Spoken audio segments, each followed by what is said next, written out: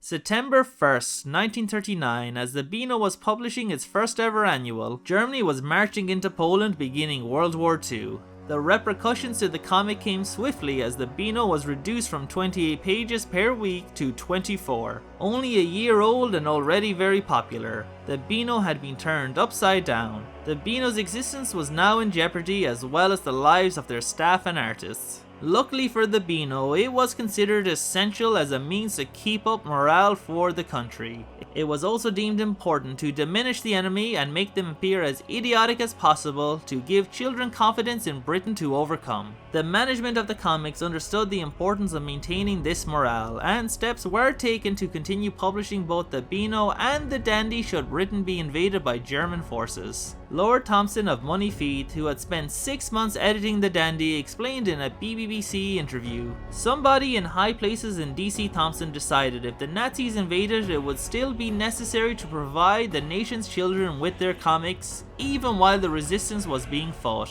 So I was sent off with another colleague to Glasgow, to printing works which Thompson used there for the Sunday Post, to run a pilot project to prove that if necessary we could go on producing in the west of Scotland if the east of Scotland was under the Nazi occupation." Things were getting serious and the silly offices of the Beano and the Dandy were no longer messing around.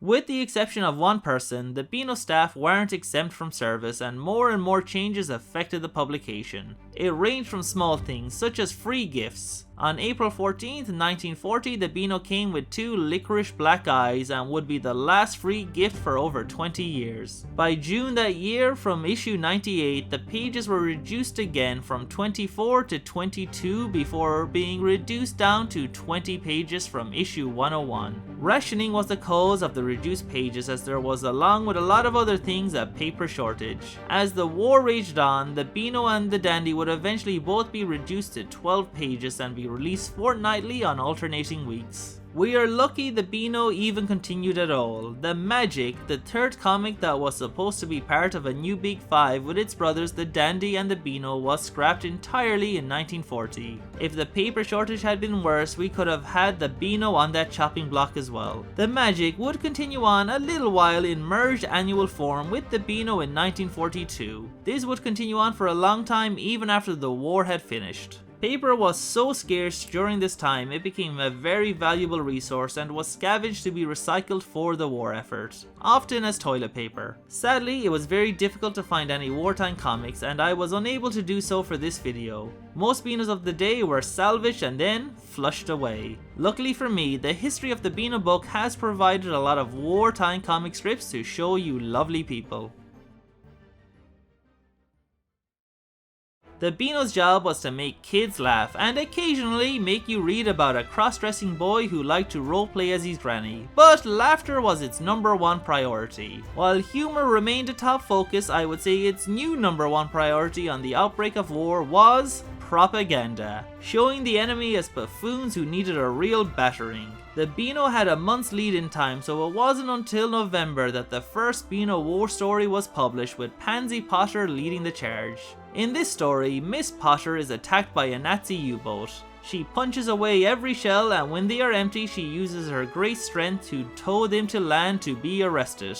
Hooray! She is awarded with a medal that gets nailed to her chest. Pansy Potter will continue to wage a one-woman war against the Axis power, basically the Superman of British comics, using her mighty strength to make their war machines crumble. Many of the early stories involved making fun of Nazi stooges, like in the Pansy Potter stories. Referred to as the Nasties, but very soon more prominent figures would be made fun of. Similar to how Looney Tunes would lampoon them over in the States, Hitler was regularly portrayed as weak and ineffectual, surrounded by feckless yes-men, particularly Herman, who was often referred to as Hermie. After Pansy, it was Lord Snooty who would next wage war against the Nazi regime, drawn by the great Dudley D Watkins, whose amazing work on the comic made the government deem him too important to send into the battlefield.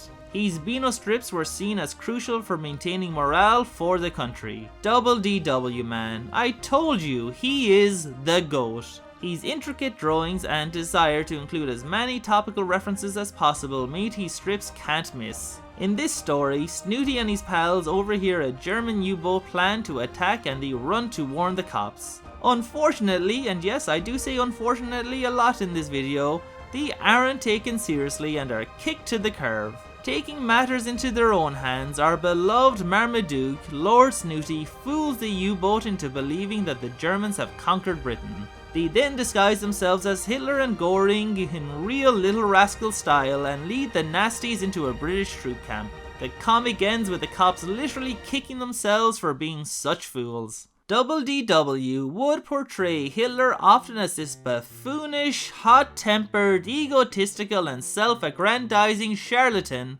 obsessed with being famous. Yeah. Anyways, in these panels we see him screaming and shouting that he is not known in England and demands that his Air Force bomb England with leaflets telling them about who he is. He is also upset at Lord Haw-Haw for not spreading the word about him, but we will get to Mr. Haw-Haw later. Double D would have very topical events like Stalingrad celebrated in his Snooty strips and would bring up real situations of the time, like the bombed areas of the towns struck by the Nazis. So respected and appreciated was our Double DW that in 1946 he was even granted the honour of being able to sign his own work. Something not afforded to artists in England before this and not for another 50 years or so after. Over in Italy, Mussolini had been ambivalent to comics. He understood they could be a powerful propaganda tool and particularly didn't like the balloon type. But he didn't worry too much about them. He even allowed Disney comics in the country due to his own children's fondness for them, particularly Mickey Mouse. All this changed, of course, once Italy entered the war. All foreign comics were outlawed and native Italian comics were barred from using the speech bubble format. Over in the Dandy, artist Sam Fair would create a strip titled Addie and Hermie, The Nasty Nazis. The popularity of this comic led the Beano to produce their own. Sam thus began a strip mocking Benito Mussolini titled Musso the Wop, He's a Bigger da Flop. A wop is a very unkind term for a person of Italian descent, but if you have ever read any wartime comics or watched wartime cartoons, you will know offense is very much what they were going for. The comic portrayed Mussolini as a big, fat, arrogant idiot obsessed with how he is viewed. You take what you will from that, I'm not saying anything.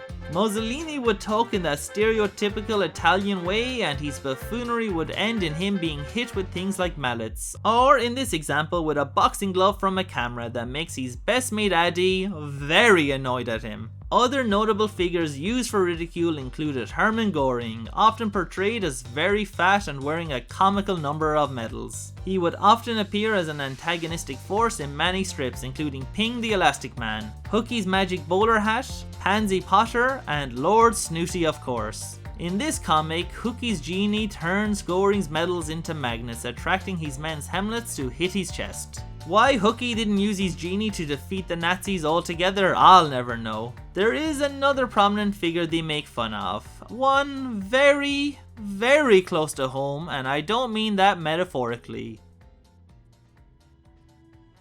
Lord Haw-Haw. The name itself sounds like a character specifically created for the Beano, but he was a real person. Haw-Haw was a German propagandist who made radio broadcasts from Germany with a posh English accent. His role was to spread misinformation and hurt the morale of the people and to turn them against the war. He basically is what most news opinion piece people are today. Misinformation factories designed to turn people against one another. Many people portray the agitator, but ultimately it was an American Irishman. Emphasis on the American part. The man's name was William Joyce. And look, this is one bad Irish bloke against like what, 50 million British baddies? And that's me being reasonable, so don't hold it against us. William Joyce has had a long and honestly interesting story that we don't have much time for, but plenty of other YouTubers have covered him online. He did live in the same part of Ireland as I do for a number of years, and his daughter successfully got his remains moved back here. I happen to live near enough to his grave, and in fact, there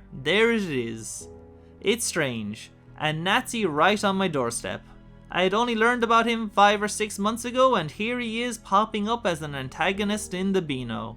So why was he called Lord Haw-Haw? The posh British accent explains the Lord part, but there wasn't really much humour to what he was doing. It was a radio critic, Jonah Barrington, who first used the phrase Lord Haw-Haw in a newspaper article in 1939, referring to a voice heard on the German radio broadcasts. While Barrington initially mentioned the voice, it later became synonymous with Joyce's broadcast, leading to the nickname sticking with him. The name was popular by the time the Beano released its prose story, Down with Lord Haw-Haw. William wasn't identified as Haw-Haw at the time, so it was just a generic German caricature, but it didn't really matter. Haw-Haw would be frequently mentioned and mocked in the Beano.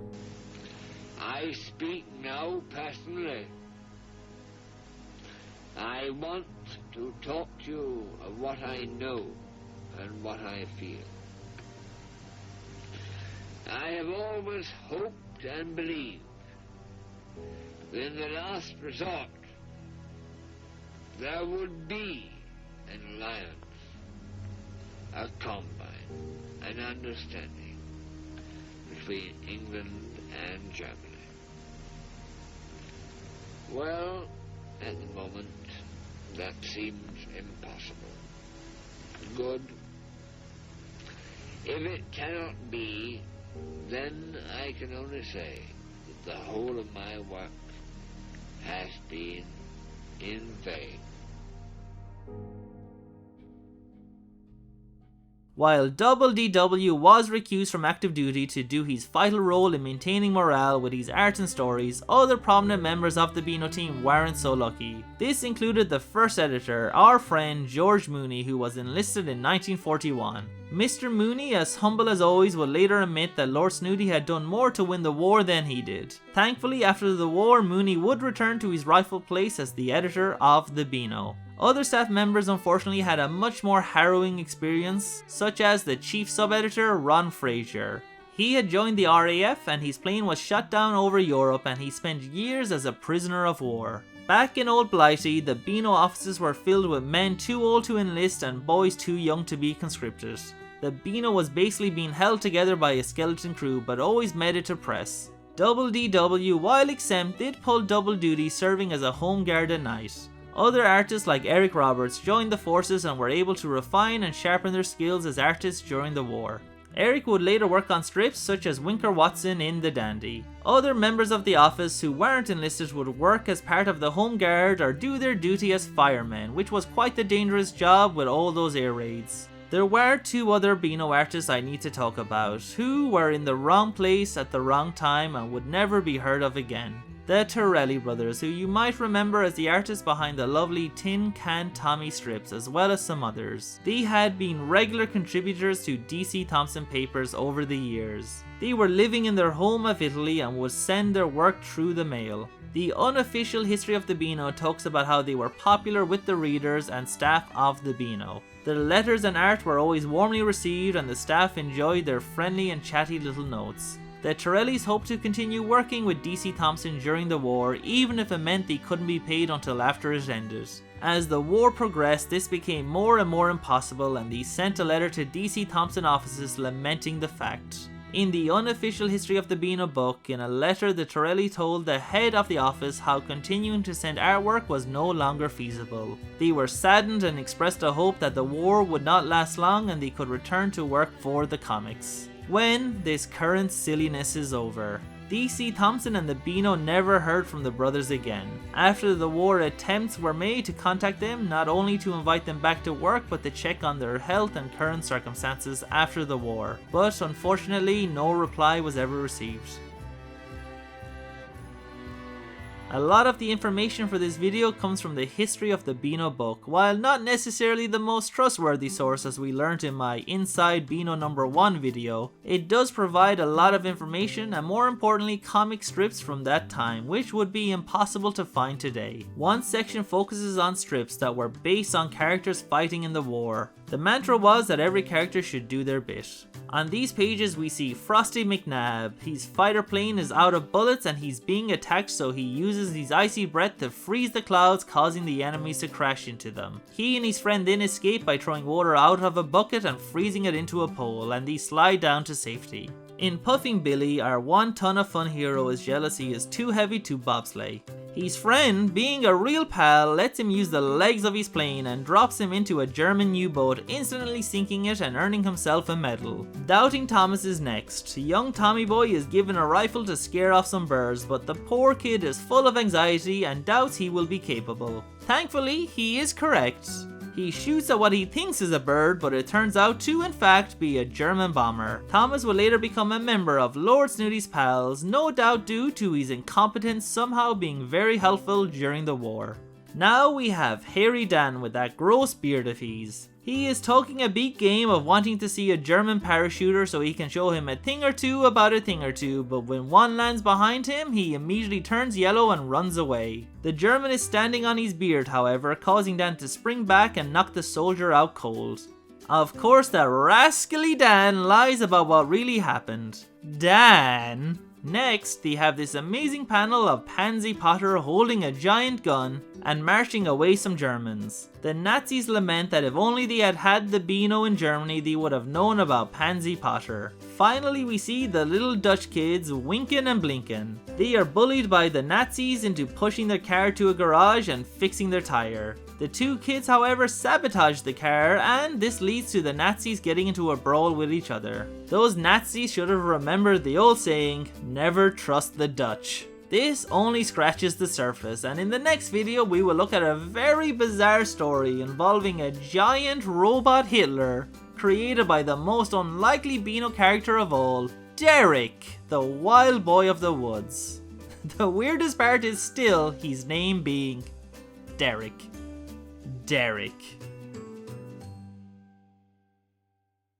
During the war, everybody had to do their part, even the characters of the Beano. Let's look at some of their efforts. In this fun little ping comic, a nasty gets the drop on him and he runs to a dump that just so happens to have some abandoned knight's armor. He tricks the nasty into believing he is a ghost and uses his stretchy powers to tie him up and deliver him to the cop shop. No doubt he took that armor to be recycled for the war effort right after. Next we see the hilariously named Cocky Dick eat some glowworms. Later at night he is caught by a copper who ties his beak closed to maintain the blackout that helps protect the towns and cities from Nazi air raid bombings. Stories like this were made to remind children the importance to keep the lights off and not provide target beacons for Nazi bombers. In these next Good King Coke strips, young whippersnappers would learn lessons about not screwing around. These kids screw around way too much and they need to learn not to from good old King Coca-Cola. In the first strip, these little dossers fill a shelter with water and then plan to sound the alarm as a practical joke.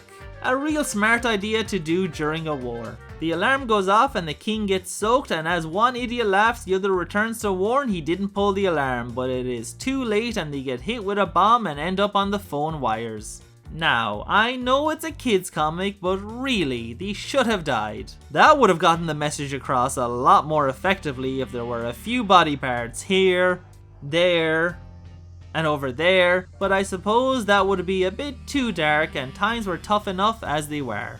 In the second strip, he enlists the help of the hooligans to help put out incendiary devices with their water pistols, so everybody's working together to fight the Nazis.